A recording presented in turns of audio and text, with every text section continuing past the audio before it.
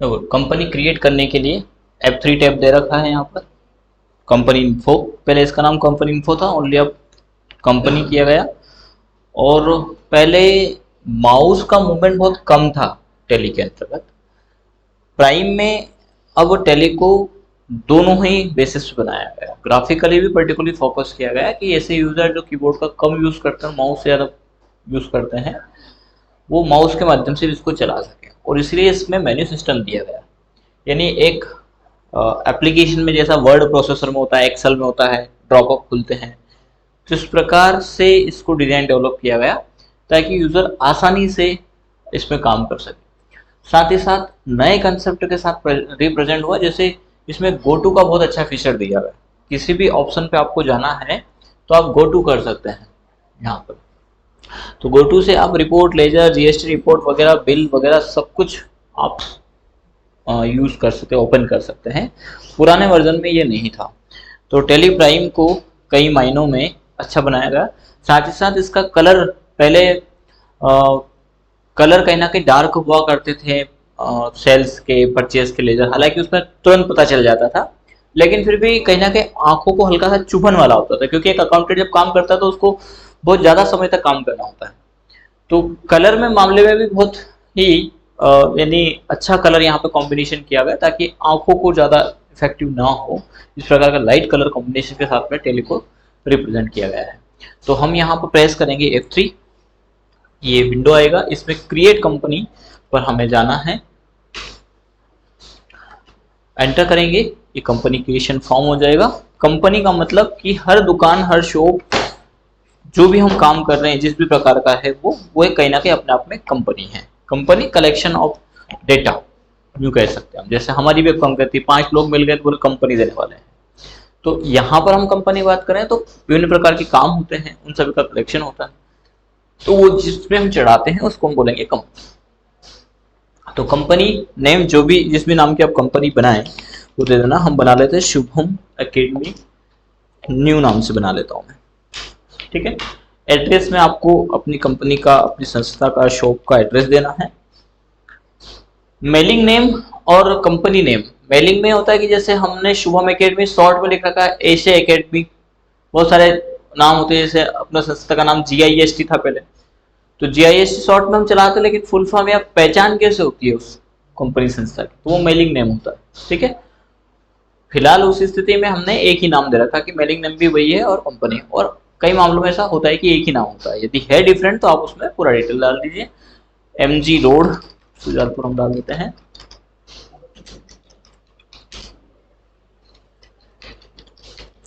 ठीक है। स्टेट में आपको अपना स्टेट सिलेक्ट करना है, स्टेट का विशेष ध्यान रखें क्योंकि टैली में स्टेट जैसा आप सिलेक्ट करोगे उसी के आधार पर GST कैलकुलेशन होगा।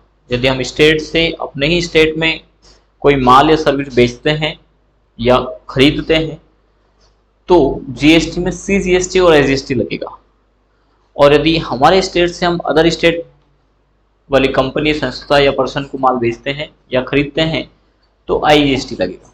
इसलिए सिलेक्शन सही हो।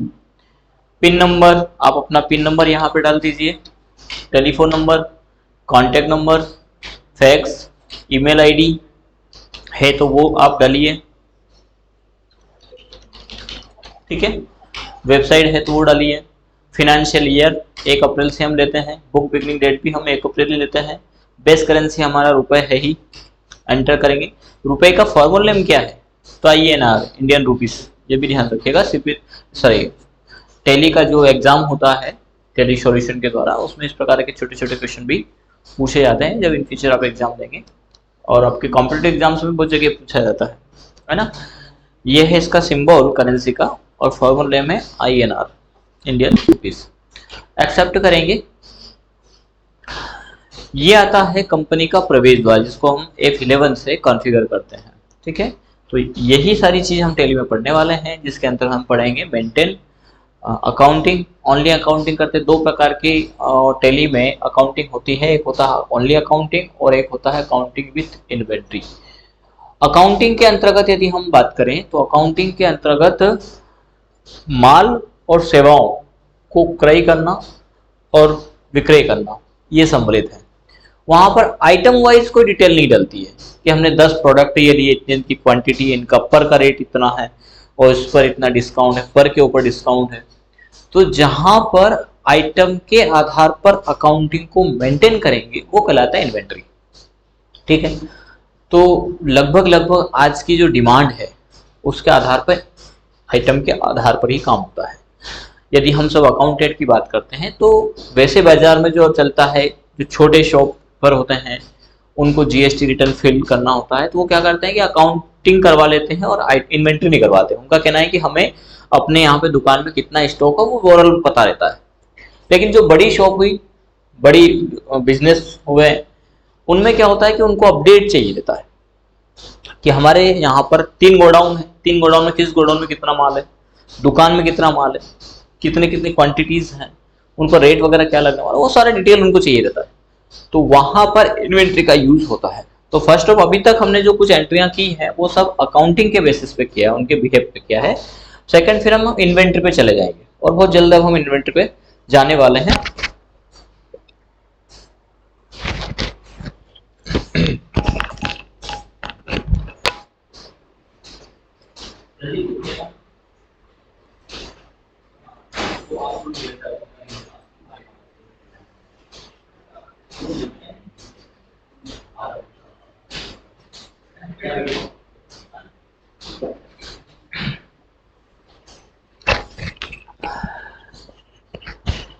ठीक है, तो इन्वेंट्री हम ज्यादा डिले नहीं करते हैं कि बहुत दिनों तक हमने अकाउंटिंग किया।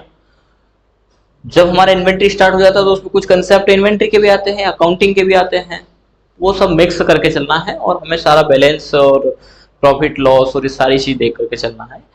कुछ मामलों में जैसे डिसीजन भी लेने होते हैं एक अकाउंटेंट को कि इसका इन्वेंट्री करें या नहीं करें। अकाउंटिंग में काम हो जाता है तो अकाउंटिंग, इन्वेंट्री की आवश्यकता है तो फिर इन्वेंट्री, वो हमें लेकर के चलना है।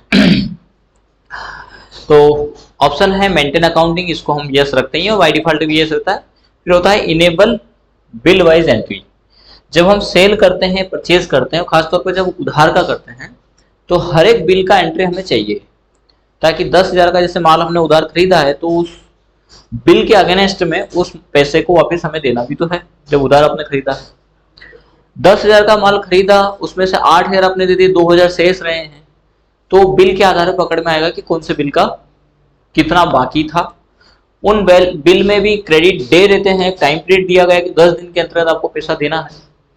तो वो सारी चीजें, या फिर आपने कई मामलों में एडवांस दे दिया हो, एडवांस पेमेंट भी कर देते हैं। जैसे बुक करवाते हैं, आप कार लेते हैं, गाड़ी लेते हैं, तो आप पहले ही एडवांस दे देते हैं, भैया 1 महीने पहले ही हमने बुक करवा दी है ये, और इसका आपको 1 लाख रुपए एडवांस हम दे रहे हैं। तो वहां पर भी हमें जरूरत होती है बिल वाइज अकाउंटिंग की, ये अमाउंट हमारा पहले से जमा है या कस्टमर का हमारे पास जमा है। तो उस मामले में हम इनेबल करेंगे बिल वाइज एंट्री। यदि हमारे यहाँ पर इस प्रकार का बिजनेस नहीं है, हमारा हम सिर्फ होलसेलर है और हम माल लेते, बेचते हैं और खरीदते हैं और वो बिना उधार के उन क्रेडिट पे चलते नहीं है, पूरा कैश का काम है, तो फिर आप इस ऑप्शन को डिसेबल भी कर सकते हैं। आवश्यकता नहीं है अकाउंटिंग की है तो इसको आप डिसेबल कर दीजिए, ताकि आपको इसकी बीच बीच में जो एंट्रियां फिल करना होता है वो करना ना पड़े, फास्ट एंट्री होगी। इनेबल कॉस्ट सेंटर, लागत का निर्धारण, तो ये हम आगे करेंगे, इंटरेस्ट कैलकुलेशन आगे करेंगे। मेंटेन इन्वेंट्री भी हम आगे करने वाले हैं, लेकिन ये बाय डिफॉल्ट यस है तो अभी फिलहाल यस भी रहने देंगे तो कोई फर्क नहीं पड़ेगा। लेकिन हाँ, जब हम अकाउंटिंग करते हैं, परचेज करते हैं, तो आपने देखा होगा इन्वेंट्री का एक विंडो खुल के आता है जिसमें वो क्वांटिटी, रेट, आइटम ये सब पूछता है। आप चाहते हैं कि वो हमसे ना ले, ना पूछे, तो आप इस ऑप्शन को नो कर दीजिए। ठीक है, इंटीग्रेटेड भी आपको बाय डिफॉल्ट नो हो जाएगा। इसके बाद ये बाकी के सारे ऑप्शन जब ये नो है तो ये छोड़ करके आगे बढ़ेंगे और यहाँ आता है आपका enable goods and service tax, जिसे बोलते हैं हम जीएसटी। क्योंकि एक व्यापार के अंदर व्यवहार जब हम करते हैं तो 2 ही प्रकार की चीज खरीदी और बेची जाती है, या तो आप सामान लेके बेचेंगे या सर्विस, इसके अलावा व्यापार में कोई तीसरी चीज होती ही नहीं है। और इसीलिए गवर्नमेंट ने कहा कि जब 2 ही चीज होती है तो इन दोनों के ऊपर ही टैक्स देना है, और उसी को कहा गया है गुड्स एंड सर्विस टैक्स। या तो माल भाड़े के ऊपर जैसे हमने 10,000 रुपये का सामान खरीदा, 12,000 में बेच दिया, तो उस हमने जब खरीदा तो उसके अगेंस्ट में हमने पैसा दिया, सामने वाले ने माल दिया। लेकिन जैसे एक एडवोकेट होता है तो कंसल्ट करता है, वो आपको क्या देता है, सर्विस। वो आपको पैसे के बदले कोई सामान नहीं देता, कोई फिजिकली वस्तु नहीं देता, वो एक सेवा देता है। या हम कहते हैं कि गवर्नमेंट को जैसे हम टैक्स भरते हैं, तो गवर्नमेंट को जब टैक्स भरेंगे तो टैक्स जो पैसा दिया है उसके अगेंस्ट में गवर्नमेंट हमें सर्विस देती है। फिर उसमें चाहे रोड हो जाए, बिजली हो जाए, बिजली का हालांकि अलग से बिल आता है, पर एक सर्विस में तो आती ही कहीं ना कहीं होगी। हमारी सुरक्षा हो जाए, सेना जो लगाई गई है, पुलिस लगाई गई है, ये हमारी सुरक्षा है, तो ये हमारी सेवा है। तो गवर्नमेंट ने पैसा लिया किसके लिए, सेवा के लिए। तो दो ही चीज होती है, या तो सर्विस होगी या गुड्स होगा, ठीक है। तो उसको हम बोलते हैं जीएसटी। और जीएसटी पैरा पर जब जाएंगे, इसको यस करेंगे तो कंपनी का जीएसटी नंबर वगैरह ये सब पहले यहाँ पर पूछेगा। स्टेट बाय डिफॉल्ट हमारा मध्य प्रदेश था तो आगे है, एंटर करेंगे। यहाँ पर जो जीएसटी यूजर होते हैं, व्यापारी होते हैं, वो दो प्रकार का जीएसटी रजिस्ट्रेशन करवाते हैं। दो में से एक होता है, ऐसे दो प्रकार का होता है, या तो कंपोजिशन ले लेंगे या रेगुलर ले लेंगे। कंपोजिशन में ये है कि लगभग अधिकतर मात्रा में रेगुलर होता है, कंपोजिशन कम लेते हैं। पर यदि व्यापारी चाहता है कि मैं हर महीने का झंझट ना पालूं, मेंटेन ज्यादा मेरे से नहीं होता है, मैं तो सीधे सीधे मान के चलता हूँ कि पूरे वर्ष का 1 करोड़ का टर्नओवर होता है और जो भी मेरा टर्नओवर होता है उसके आधार पर आप टैक्स ले लीजिए, तो गवर्नमेंट होलसेल वाली बात आती है इसमें, मुकल्ले की बात। मुकल्ले में एक साथ आप बात कर लो, पर इसमें गवर्नमेंट कहती है कि इसमें आपको कोई रैबिट नहीं मिलेगी, कोई छूट नहीं मिलेगी।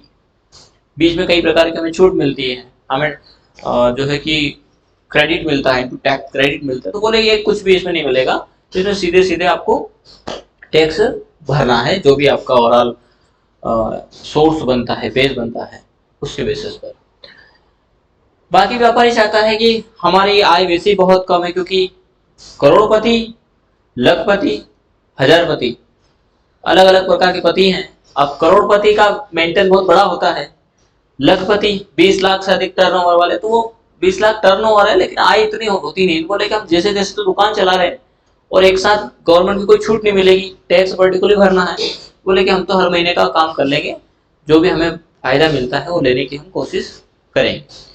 इसी प्रकार का आपका टीडीएस वगैरह में भी होता है, जो आपकी इनकम टैक्स भरते हैं हम, उस इनकम टैक्स में भी दो प्रकार की पद्धति चलती है, एक होलसेल वाला और एक छूट वाला, प्रावधान वाला। वो भी हम जब टीडीएस पढ़ेंगे तब हम उसको समझेंगे, टीसीएस पढ़ेंगे तब हम बहुत सारी चीज़ों को समझेंगे। बहुत सारे ऐसे कंसेप्ट है जिनकी आवश्यकता हम अकाउंटिंग करें न करें पर हमें पड़ती है।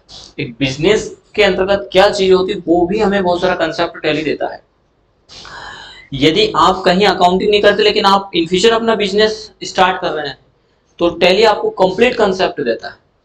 कई मामले होते हैं, जो एक छोटा उद्यमी होता है, शॉप चलाता है, तो उनका कहना है कि हमारा 20 लाख से ऊपर टर्नओवर नहीं होता, जाता ही नहीं, हम जीएसटी के दायरे में नहीं आते हैं, इसलिए हमने रजिस्ट्रेशन नंबर ही नहीं लिया है। लेकिन यदि वो टैली पढ़ ले या अकाउंट को पढ़ ले तो खुद कहेगा कि नहीं साहब हम जीएसटी देंगे और ये जीएसटी फिल भी करेंगे, क्योंकि एक तो व्यापार जेन्युइन हो जाएगा, दूसरे कई मामले में उसको बेनिफिट मिलेगा। क्योंकि जब आप जीएसटी नहीं लेते हैं और बहुत सारे फिक्स एसेट रहते हैं जिसके ऊपर आप टैक्स भरते हैं, वो टैक्स की छूट आपको कहीं कभी नहीं मिलती। तो ऐसे कई मामले हैं जिसमें आपको टैली पूर्णतः सपोर्ट करेगा। यदि आप इन फ्यूचर बिजनेस में आप अपना प्लान करते हैं तो सारे कंसेप्ट आ जाएगा कि कहाँ कहाँ पर। वो सब कंसेप्ट कब आएंगे, जब हम व्यवस्थित तरीके से सारी चीजों को सीखेंगे। जैसे आगे हम मैन्युफैक्चरिंग वाउचर इसमें सीखने वाले हैं, तो उसमें कई प्रकार के मैन्युफैक्चरिंग पर हम ध्यान देते हैं, कई प्रकार के बिजनेस को भी हम देखते हैं। जैसे अभी हमने रिसेंटली ही एक वीडियो लोड किया था गल्ला मंडी का, कि अनाज मंडी में कैसे काम होता है, तो अनाज मंडी के कंसेप्ट भी हमें आ जाते हैं। आगे अभी हम लोड करने वाले सोने से ज्वेलरी कैसे बनाएं, तो 24 कैरेट सोना, उससे आपको 22 कैरेट ज्वेलरी बनेगी, उसमें एल्यूमिनियम वगैरह मिलाते हैं। तो उस बिजनेस की स्ट्रेटेजी भी हमें समझ में आती है कि बिजनेस कैसे होता है, एक बिजनेसमैन कैसे बिजनेस को चलाता है। तो वो बहुत सारी चीजें हमें सीखने को मिलती है डेली, है नहीं। तो अभी हम रेगुलर सेलेक्ट करेंगे और एंटर करेंगे।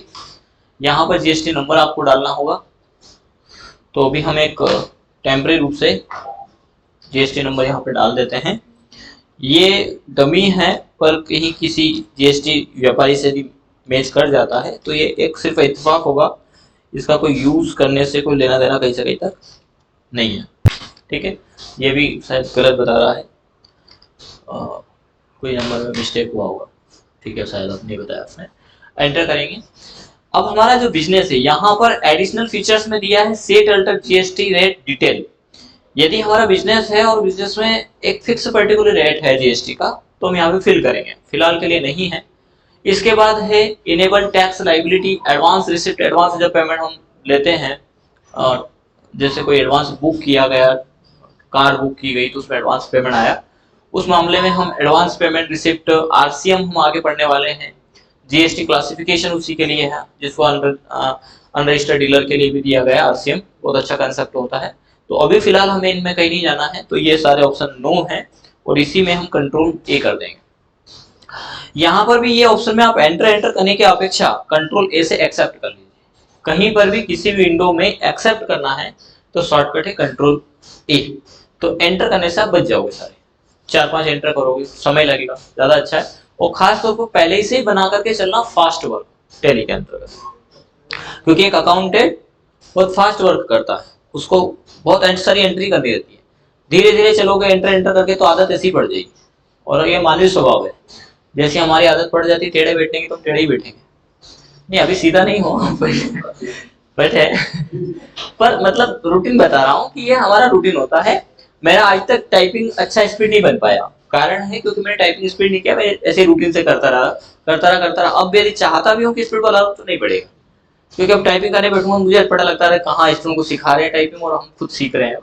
तो हम कह देते हैं कि आप पैरामीटर यूज करिए, ऐसे ऐसे टाइपिंग स्पीड बढ़ जाएगी। तो कोशिश करिएगा कि स्पीड को मेंटेन करके चले हम इसमें। ठीक है, जो जितना हो सके शॉर्टकट, लेकिन सारा शॉर्टकट भी गलत है ना। पैसे कमाने के तरीके शॉर्टकट नहीं अपनाए तो भ्रष्टाचारी बन जाए, और सब शॉर्टकट की बोली थी मार साहब ने, है ना। तो पैसे कमाने का तरीका व्यवस्थित क्रम होना चाहिए, व्यवस्थित तरीके से चलोगे तो लंबा चल जाओगे। तो हमारी कंपनी बन गई है, नाम आ रहा है शुभम एकेडमी न्यू। वाउचर में नो वाउचर एंट्री, अभी कोई वाउचर एंट्री हमने इसमें नहीं किया। अब हम करते हैं वाउचर एंट्री, और वाउचर एंट्री के लिए हम हमारे पास कुछ वाउचर है, रिकॉर्ड हमने किए हैं, इन्हीं को हम देखते हैं। शिवम कंप्यूटर ने, शिवम अब शुभम ही मान लेते हैं, शिवम कंप्यूटर ने 3 लाख रुपए की पूंजी से बिजनेस शुरू किया, उसी दिन 50,000 रुपए भारतीय स्टेट बैंक में जमा किए। यानी सीधी सी बात है कि 2.5 लाख रुपए केस में है और 50,000 रुपए बैंक में है। ठीक है, तो हम इस वाउचर को रिकॉर्ड करेंगे, इसके लिए प्रेस करेंगे वी वाउचर के लिए। और जो न्यू स्टूडेंट वो भी देख लें कि ये जो बोल्ड दिए हैं ये सब है शॉर्टकट। ठीक है, वी देखिए आप, वाउचर एंट्री का वी कैपिटल है, मतलब ये शॉर्टकट है। तो कीबोर्ड से वी प्रेस करना है, वाउचर एंट्री में आ जाएंगे, और सबसे पहले हमारे बिजनेस में पैसा आया है यानी प्राप्ति हुई है, तो हम रिसिप्ट करेंगे। ठीक है, ये रिसिप्ट आ गया है, यहाँ पर पैसा आया है हमारे पास। तो बाहर यदि अंदर चले गए तो बाहर आने की एस के बटन होता है ना, ESC एस्केप। क्रेडिट होगा हमारा कैपिटल का अकाउंट, तो क्रेडिट पक्ष पूछ रहा है। हम लिखने की भाषा में यदि इसको देखें, जब हम जनरल लिखते हैं, हम सिखाते हैं तो हम कहते हैं कि पहले डेबिट पक्ष फिर क्रेडिट पक्ष, जनरल एनबल लिखते हैं। तो उसमें हम करते हैं केस अकाउंट डेबिट, तो केस पहले लिखते हैं, डेबिट पक्ष जितने भी से भी हुआ क्रेडिट लिखते, जबकि यहाँ पर क्रेडिट पहले आ रहा है। तो जो पहले आ रहा है वो देते, उस बेसिस पे ना जाए कि हमने तो ऐसा उसमें लिखते हैं, टैली शेड्यूल के हिसाब से दे रहा, सीधे सीधे जो क्रेडिट हो रहा है, क्रेडिट कौन सा हो रहा है, कैपिटल। तो अल्ट सी से कैपिटल का लेजर बनाना है, कैपिटल अकाउंट, अंडर रूप किस में जाएगा, कैपिटल में, कंट्रोल ऐसे एक्सेप्ट कर देंगे। ठीक है, और राशि कितनी है हमारी, 3 लाख हो गया, 3 लाख एंटर करेंगे, इसमें 3 लाख है, 3 2 5 5 0। ठीक है ना, 50,000 रुपए। अब इसमें से 2,50,000 हमारे केस में है, तो डेबिट होगा हमारा केस अकाउंट, तो केस एक लेजर बाय डिफॉल्ट बना है, केस में हम डाल दीजिएगा 250 और बाकी का बैंक में। तो बैंक का लेजर फर्स्ट टाइम आपको बनाना है, हर बार लेजर नहीं बनाना है। अल्ट सी करेंगे, बैंक अकाउंट, ठीक है। बैंक अकाउंट कौन सा, एसबीआई बैंक अकाउंट, तो एसबीआई पर्टिकुलर कीवर्ड लगा दीजिए, एसबीआई बैंक अकाउंट। पहले टैली ईआरपी में बाय डिफॉल्ट आपको 3 लेजर मिलते थे, जिसमें एक तो केस हो गया, एक बैंक हो गया और शायद एक कैपिटल भी हो गया। तो जो बैंक वाला लेजर है उसको प्राइम में खत्म कर दिया गया। बोले बैंक नाम से बना है, लेकिन कौन सी बैंक, एक बिजनेस की 2-3 बैंक हो सकती है। एसबीआई में भी अकाउंट है, पीएनबी में भी है, बैंक ऑफ इंडिया में भी है। हालांकि अभी नया आरबीआई का रूल आया है, उसमें कई मामलों में नए संशोधन आ गए इसमें, तो उसमें हो सकता है अकाउंट कम हो जाए, पर फिर भी कहना कि 1-2 अकाउंट तो होते होते हैं। तो उन्होंने बैंक खत्म कर दिया कि हमने दिया बाय डिफॉल्ट, तब भी या तो उसने संशोधन किया या नया बनाया। फिर जब नया बनाता है यूजर, तो कई मामलों में क्या पुराने को, बैंक को ऐसा कैसे छोड़ देता है, नया वाले में एंट्री करता है। कभी कभार यदि आपने पुराने में डाल दिया तो हमारे नए वाले में, यानी हमारे बीआरसी से मैच नहीं करेगा। जब हम बीआरसी करने जाते हैं तो उलझन आती है। तो उन्होंने कहा कि जो चाहे यूजर अपने हिसाब से बना ले, तो आपको बाय डिफॉल्ट एक ही अकाउंट मिलता है, वो है केस अकाउंट बोले या लेजर बोले, इसको खासतौर पर हम शब्द यूज करते हैं उसके लिए, लेजर।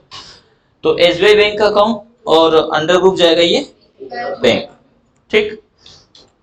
सिलेक्ट करेंगे आप detail, account number, IFSC code, bank, branch कहाँ आपकी खुली हुई है ना, ब्रांच का नाम वगैरह सारी डिटेल भरते हुए आगे बढ़ेंगे। कंट्रोल ए कर दीजिए।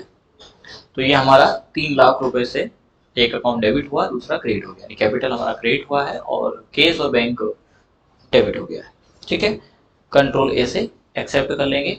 नेक्स्ट एंट्री पे आगे चलते हैं। नरेशन लिखते जाना है ना। 30,000 का फर्नीचर और 25,000 का मशीनरी खरीदा, ठीक है। खरीदा मतलब केस खरीदा है। तो हम पेमेंट में इसकी एंट्री करेंगे, सॉरी पेमेंट में कर सकते हैं, वैसे परचेज में कर सकते हैं। ये थोड़ा सा कंफ्यूज रहता है, मैं नॉर्मली इसको पेमेंट में ले जाता हूँ। पेमेंट में भी आप कर सकते हैं, और क्योंकि नगद हम दे रहे हैं और अभी हम अकाउंटिंग की बात कर रहे हैं, तो फिर आप इस एंट्री को पेमेंट भी कर सकते हैं और चाहे तो परचेस में कर सकते हैं। आप जैसा कहें, किस में करके बताओ, परचेस में, ठीक है। तो हम परचेस में चले जाएंगे और पार्टी नेम केस हम सिलेक्ट कर लेंगे। ये जीएसटी नंबर रजिस्टर्ड में यहाँ पर रेगुलर सिलेक्ट कर लेना।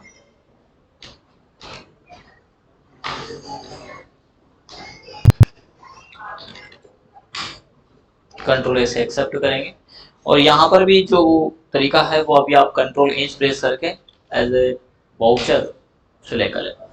और जब आप वाउचर करेंगे, कंट्रोल एच आप कर रहे हैं, तो पिछली वीडियो हमारी जो पिछली क्लास थी उसमें और इसमें अंतर पाएंगे। क्या अंतर आ रहा है, एक और ऑप्शन था जो था एज ए आइटम इनवॉइस, वो बंद हो गया क्योंकि हमने बंद किया है, इन्वेंट्री को हमने ऑफ कर दिया है। तो चिंता मत करना कि अरे कहीं हो गए जो, बाप रे बाप एक ऑप्शन नहीं आ रही, हाई तो बाप क्या करें। तो F11 प्रेस करेंगे, भाई जब आपको चाहिए तो वो आप ले लेना, ठीक है। ऐसे वाउचर में जाएंगे और वाउचर में क्रेडिट हो जाएगा हमारा केस।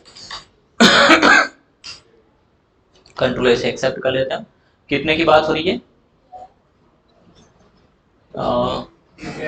55,000 टोटल हमारा है।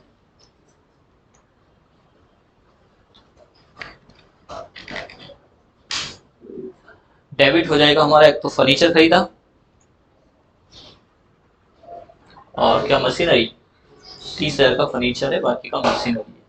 तो फर्नीचर अकाउंट,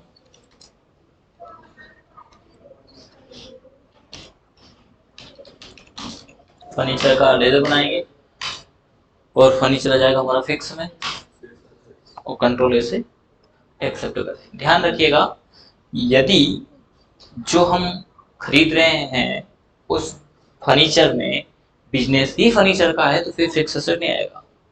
हम कुर्सी टेबल खरीदते और बेचते हैं तो बोले फर्नीचर है, तो ना वो यूज करने के लिए, व्यापार के लिए नहीं है, तो वो फिक्स एसेट नहीं होगा, वो गुड्स हो जाएगा, ठीक है ना। तो और इसमें भी टैक्स का भी कैलकुलेशन नहीं कर रहे हैं हम, यदि टैक्स करेंगे तो एप्लीकेबल को यस करेंगे और आगे बढ़ जाएंगे। इसको आगे सीखेंगे, अभी मैं आपको नहीं उलझा रहा हूँ इन चीजों में। एंटर कर देना यहाँ पर क्लासिफिकेशन में, और कितने का खरीदा है, 30,000 का, तो वो आप डालेंगे। अगला जो शेष बचा है टेली आपको आगे नहीं बढ़ने देगा, ठीक है, या तो उसको आप टैक्स में ले जाइए, कहीं भी उसको मेंटेन करिए, ये ऑटोमेटिक फर्नीचर ले लिया। तो हम अल्ट सी से मशीनरी,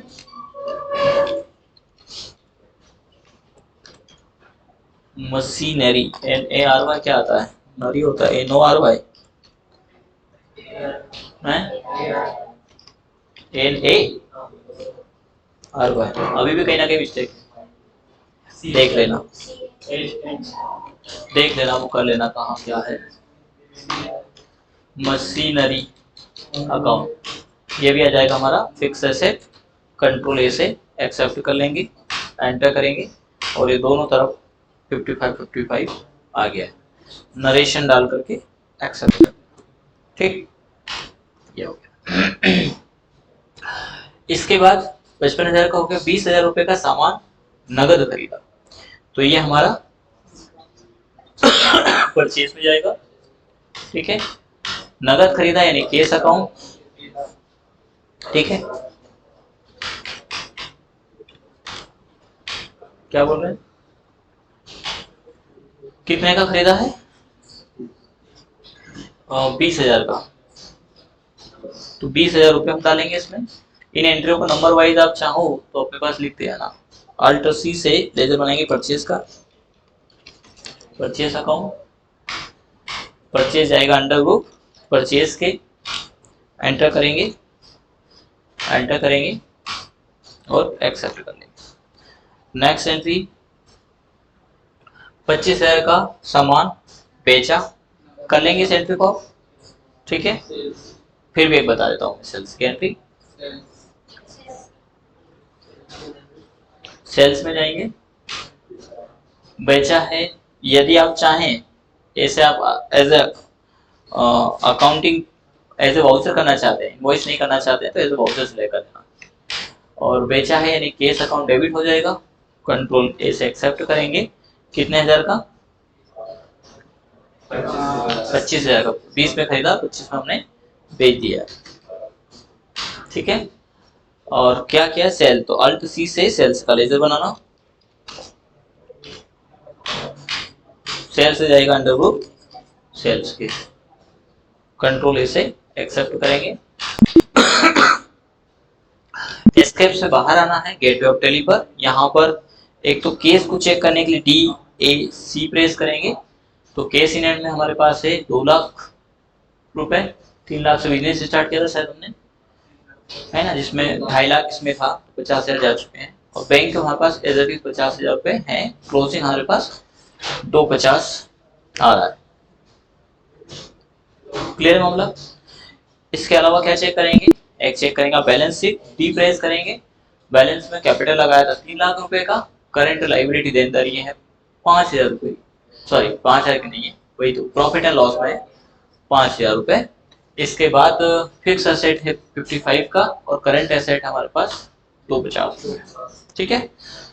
प्रॉफिट एंड लॉस वैसे भी यहाँ पे तो 5,000 का दिखा दिया, फिर भी आप प्रॉफिट एंड लॉस देखना चाहें तो डैश गेटवे ऑफ टेली पर प्रेस करिए P, और प्रॉफिट एंड लॉस 5,000 का कैसे हुआ वो देखने के लिए आप ये प्रॉफिट एंड लॉस में जा सकते हैं।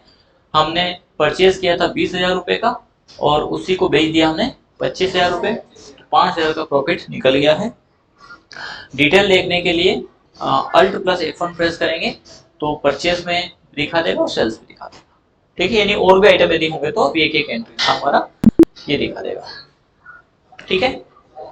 चलिए अगला है 50,000 रुपए के साथ BOI में जमा किए के साथ, गलत, 50,000 रुपए जमा किए ये कह सकते हैं हम, बैंक ऑफ इंडिया में जमा किए, SBI में खाता है और बैंक ऑफ इंडिया में जमा करे, मतलब कोई बात नहीं, एक बार हम खाता खुलवा लेते हैं BOI का। तो वाउचर में जाएंगे और एंट्री होगी ये कांट्रा की,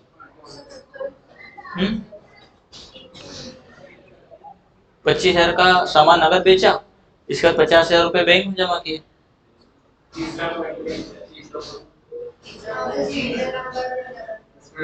अच्छा ये नंबर, अरे ठीक है, मेरा तो ध्यान इस पे है ना, हम ठीक है, आप कर लेना उसको, हम तो यहीं पे सही कर रहे हैं ना हम तो, ये नंबर 5 है, आप इसमें नंबरिंग गड़बड़ हो गया, कोई दिक्कत नहीं, वो हमसे कॉपी में हो गया होगा इसे, 3 नहीं है उसमें। तो 50,000 रुपए बैंक में जमा किए हैं, तो बैंक से संबंधित व्यवहार कॉन्ट्रा में होगा। ठीक है, तो हम जाएंगे, प्रेस करेंगे F4, कॉन्ट्रा। क्रेडिट होगा हमारा केस, क्योंकि केस हमने ले जा करके बैंक में जमा कर दिया। इसमें हमारा क्लोजिंग जो है वो वही रहेगा, पैसा हमारा वही रहेगा। 2,50,000 थे, 2,50,000 ही रहेंगे, लेकिन केस में 2 लाख थे, बैंक में 50 थे, तो 2 लाख में से 50,000 बैंक में जमा कर दिए। यानी अब 2 बैंक में हो जाएंगे, एक SBI में 50,000, 50,000 बैंक ऑफ इंडिया में, और केस में हमारे पास 1.5 लाख रुपए। केस में यही बता रहा है 2 लाख रुपए है आपके पास। अब आप उसमें से कितना डाल देंगे, 50,000 रुपए। 50,000 की एंट्री किया, डेबिट कर देंगे आप BOI, अल्ट C से BOI या बैंक ऑफ इंडिया, आप जैसा लिखना चाहें। अंडर ग्रुप किसमें चला जाएगा, बैंक अकाउंट। कंट्रोल A से एक्सेप्ट करेंगे, और फिर एक बार कंट्रोल A कर देना, फिर यहाँ पे कंट्रोल A कर देना, ये रिकॉर्ड आपका हो जाएगा।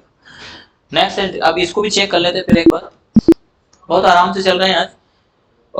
देखने के लिए DAC प्रेस करना।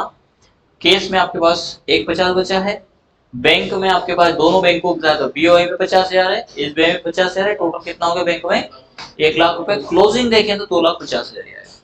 ठीक है, क्लियर है मामला, बढ़े आगे। चलो, इसके बाद क्या है, 25,000 का सामान माइक्रो कंप्यूटर से खरीदता है, नहीं खरीदा, ये आप एंट्री करना है। 33,000 का सामान राजेश को बेचता है, यानी बेचना है। 25,000 का कंप्यूटर उधार विजय से खरीदता है, और बाद में अगली एंट्री में डाल देना, ये 10वें नंबर पर डाल देना, और बाद में चेक यानी 1 तारीख नेक्स्ट बना देना, इसकी 2 एंट्री कर देना। उसका SBI द्वारा भुगतान करता है, तो पेमेंट की एंट्री होगी, और भुगतान किससे होगा, बैंक से कर लेंगे ये। तो ये एंट्री आपको पास करना है। 20,000 का भुगतान माइक्रो कंप्यूटर को BOI के द्वारा करता है, जो माइक्रो कंप्यूटर से खरीदा था। 32,500 रुपए नगद राजेश देता है, या राजेश को देता है। राजेश को 5,000 रुपए का छूट देता है, यानी डिस्काउंट भी दिया गया है इसमें। राजेश देता है, राजेश से कोई पैसा लिया है वो दिया है, उसमें हमने छूट भी दिया है।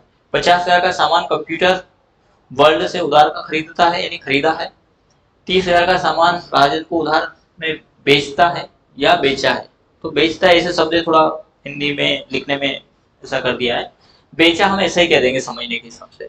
5,000 का सामान कंप्यूटर वर्ल्ड को वापस करता है, तो ये वापस की एंट्री भी फिलहाल छोड़ देना टैली के अंतर्गत। ये डेबिट नोट क्रेडिट नोट की एंट्रियां हैं जो बाद में होगी, तो अभी इनको स्किप करके चलना।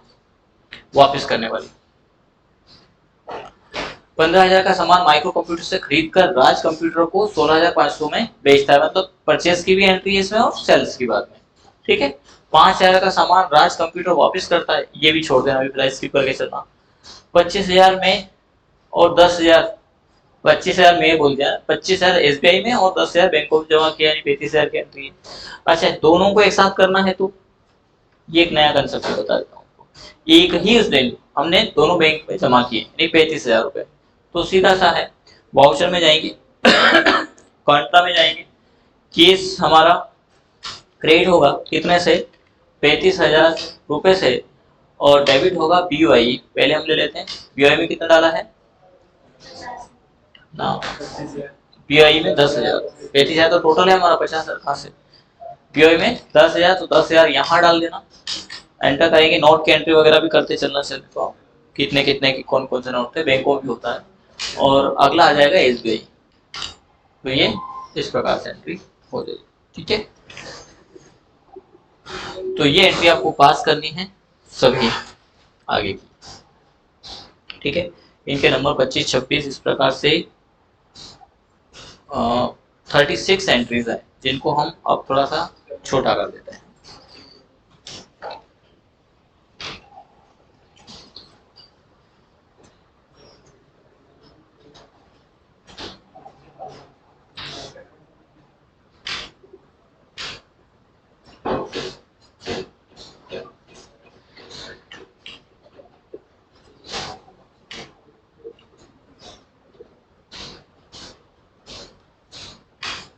अब आप इसका एक इमेज ले सकते हैं।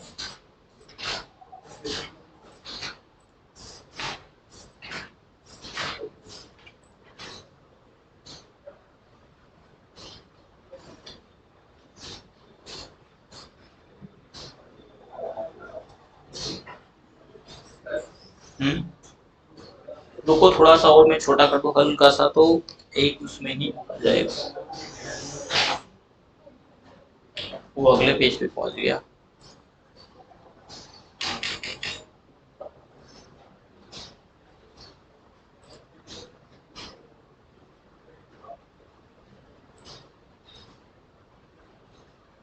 एक एनपी और छूट गया उसमें, देखो आप।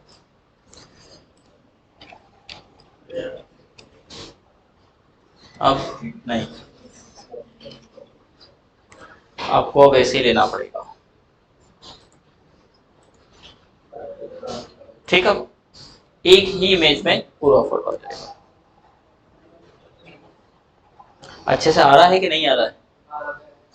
आ गया होता, नहीं तो मेरे पास दूसरा तरीका भी है एक, मैं आपको व्हाट्सएप ग्रुप पे दे दूंगा।